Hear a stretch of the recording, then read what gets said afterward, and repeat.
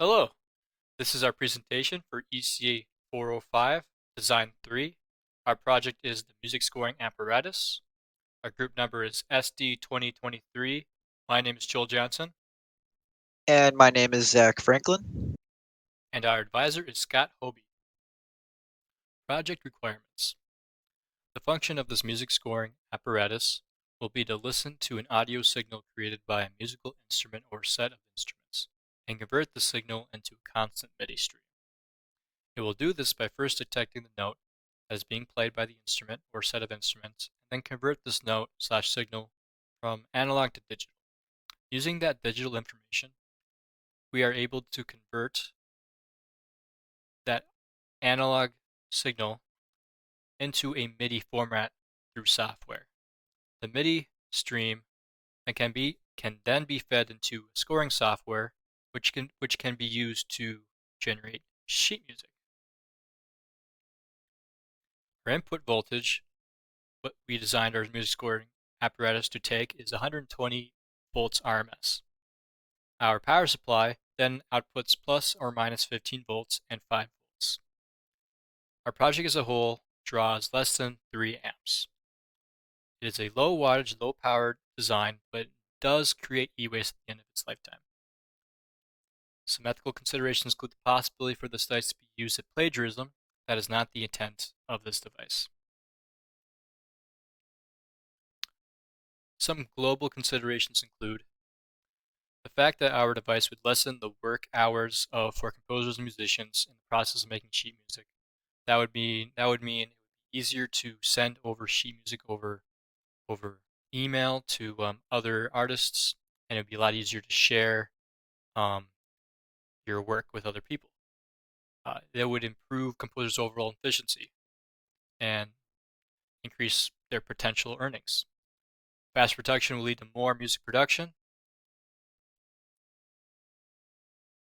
Some societal considerations include the fact that with more music production, there will lead to more music in the market.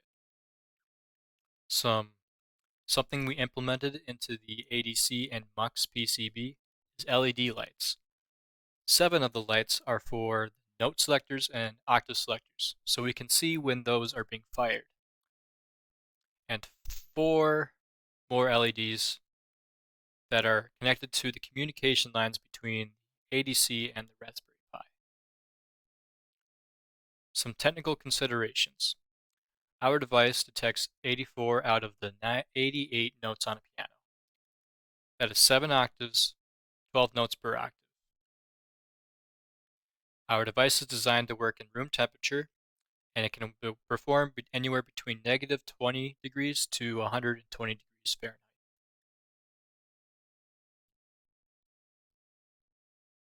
And for our budget, we had a planned budget total of $440.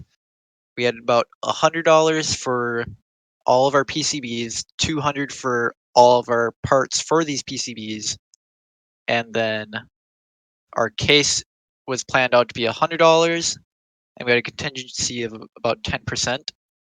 Um, for our final budget, or the amount that we spent throughout the 2 semesters, from our previous semester in Senior Design 2, we spent about $87.75. For our Octave PCB parts, it was around $150. Our Octave PCB was about $50 when we ordered it. Our analog mux/ADC parts were about $122, and our analog mux/ADC board was about $45, which came out to a total of $456.68, which is $16.68 over budget over the last 2 semesters. This can be due in part to we did not plan on having the analog mux be or the analog mux and ADC like being joined. We thought the ADC was okay, but we actually had to redesign our ADC, so we ended up ordering parts for that. As far as our timeline went, we actually stayed relatively on track throughout this semester. everything was done either on time or around the time that we had planned for our project. All right. Beginning of the semester, it was clear what my goals were for this project. I had to work on the code and I had to get the code running so that we can debug the hardware when we finish building it. Um, Started out in January, rewriting the code for the project based off of the previous member's code.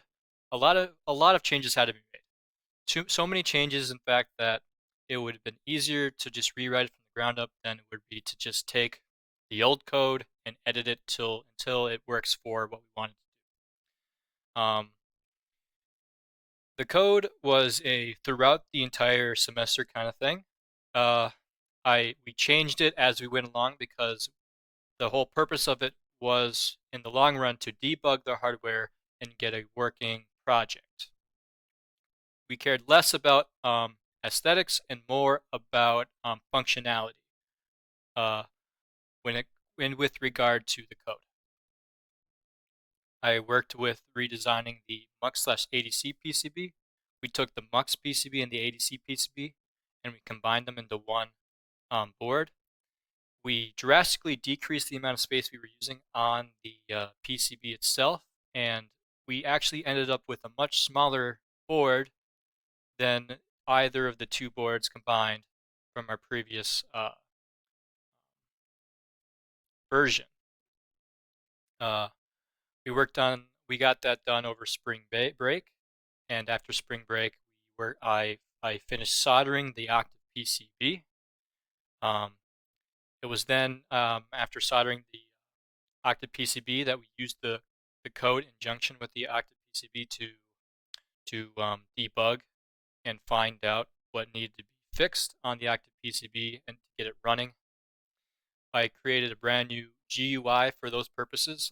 I created a flowchart and redesigned the Raspberry code to work with the ADC and MUX. Once we got those put together, and after all that, we got a working PCB, working MUX, ADC, octaboard, and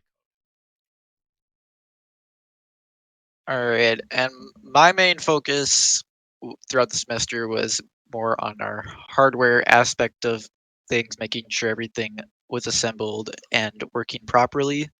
Um, I first redesigned our octave board PCB and decided on using larger surface mount components so that it was easier for us to solder and put together because we saw that was a fault in the previous board that we had.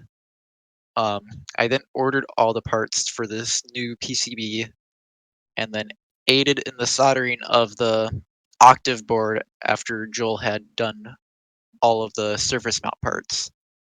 Um, After this, we started focusing on our analog mux and ADC board. So after Joel redesigned that, I ordered all the new parts that we needed for this board. I then as as these parts were coming in, I then tuned and helped debug the octave board, and then I soldered all the new parts onto the octave board, including all surface mount and through-hole components. And then I aided in the debugging of the analog mux and ADC board. And now we will go into a video demo of our finished project. Okay, so here we have our power board. The power board is responsible for sending all of the power to all our boards that we will have. And from there, we'll head on to our octave board. The octave board will take a signal in and convert that signal into something that resembles a square wave. We're gonna have 7 of those right now. We only have one, and each one will have 12 different notes for each octave. And right now, this is our signal coming into the board, which is a general sine wave, and this is our out signal. You can see that we have a signal in about 7 volts peak to peak, and we're getting something out about 2.16 volts peak to peak. And from there, this is the output section, and this wire connects it to our input here into our analog muxes. The Raspberry Pi that we have is responsible for selecting which octave and which note we want to look at specifically, and that signal that comes out of those muxes is then sent to our ADC. All right, as Zach was just explaining, if you look over here, our signal comes out of the muxes and then goes into the ADC.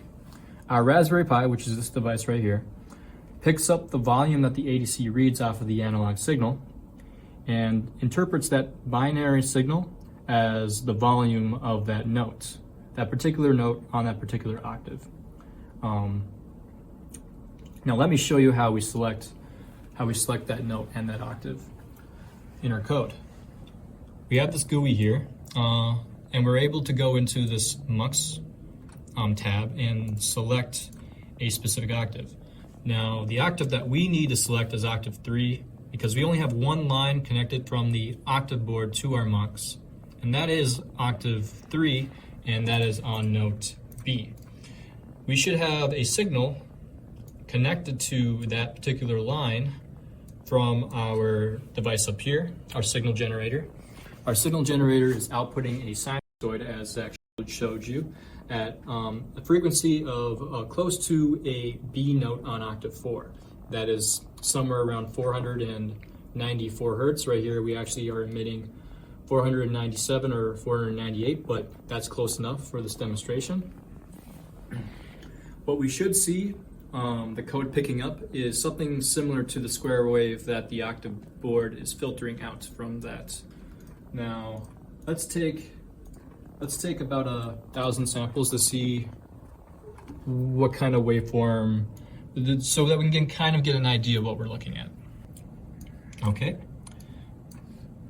this is looking good. What we see here is we're seeing periods where the volume that is being read from the ADC is significantly higher, 583, 587, around 580s when the signal goes high. And when the signal goes low, we're getting zeros for our volume.